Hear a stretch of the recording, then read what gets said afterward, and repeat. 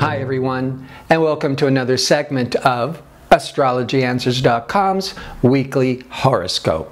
My name is Terence Scardino. Monday, August the 21st, it is a new moon solar eclipse in the sign of Leo. A solar eclipse is a time of planting seeds for future development. It certainly puts a tremendous spotlight on a whole new direction depending on where it falls in your chart and if it's within several degrees of a planet. It could be Venus, love, Mars, being more ambitious, Saturn, business, and so forth.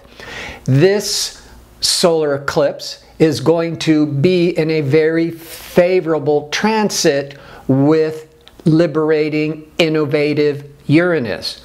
So for the lucky ones, this can awaken new ideas, original thinking, innovation.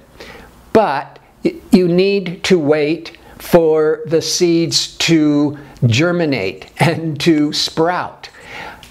It will take at least 30 days before you might start seeing the direction of what the seeds are being planted today. And Mercury is retrograde, remember, until September the 5th. Best for rethinking, retooling, reorganizing your game plan to be more efficient. This is a good week overall for doing your due diligence, getting prepared, doing your research, and you could still be accomplishing a great deal of your responsibilities this week, but not starting anything new, because I keep explaining the week before, the week after a solar eclipse, you don't want to make any life-changing decisions because there's factors that aren't known to you at this time. The eclipse is a darkening of the light or a darkening of the truth, so we don't know all the truth. Now, on Tuesday, as this eclipse energy is just slowly beginning to unfold, on Tuesday, ambitious Mars is in an excellent aspect to stabilizing Saturn, as later in the day, the Sun leaves dynamic, proud Leo and moves into hardworking, pragmatic, analytical Virgo. And Mercury is retrograding in Virgo. This is a good work period, but not about starting new major work projects, but doing a lot of the refocusing and editing on what you had been doing or bringing closure.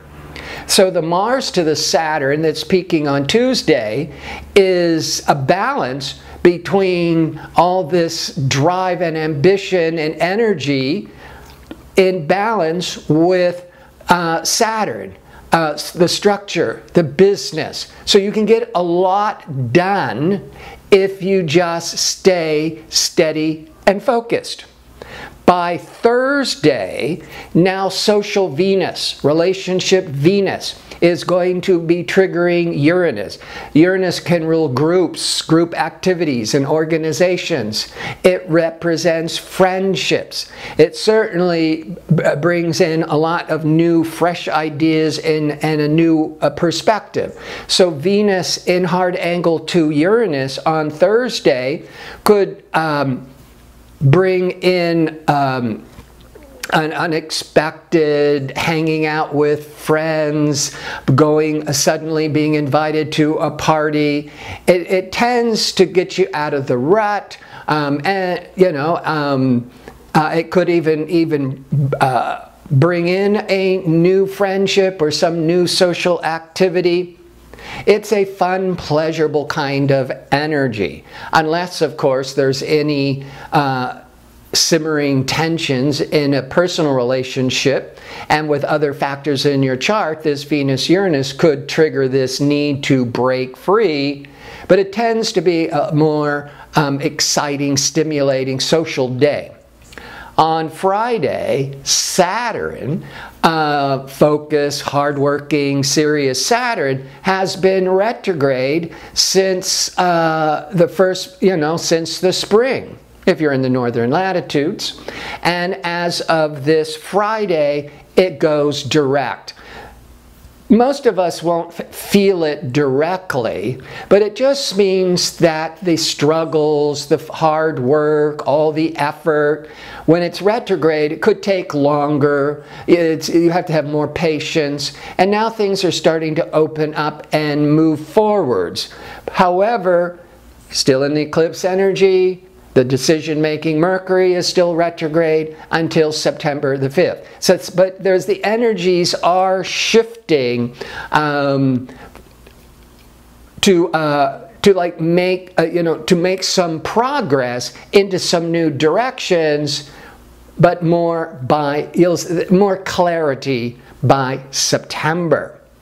And on Sunday, expansive, optimistic Jupiter is going to be in harmony with that Saturn that's now going direct. I look at Saturn as the economy, and Jupiter is the opportunities for growth.